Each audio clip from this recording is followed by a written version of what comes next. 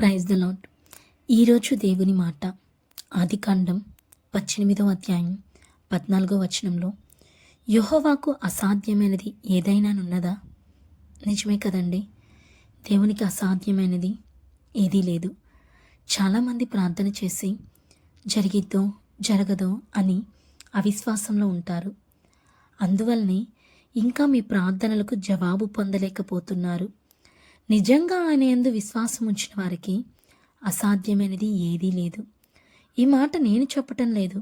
Bible గ్రంథంలో మత్తయి సువార్త 17వ అధ్యాయం 21వ వచనంలో యేసయ్య శిష్యులతో అంటాడు, మీకు ఆవగింజంత విశ్వాసం ఉండిన ఎడల ఈ కొండను చూచి ఇక్కడ నుండి అక్కడికి పొమ్మనగానే అది పోవును. మీకు అసాధ్యమైనది ఏదీయునుండదని నిశ్చయముగా చెప్పుచున్నాను అని అంటారు. మీరు చేసిన ప్రార్థనల విషయంలో అవిశ్వాసుల వలె కాకుండా విశ్వాసంతో ఆయన చేసే కార్యాల కోసం ఎదురు చూడండి.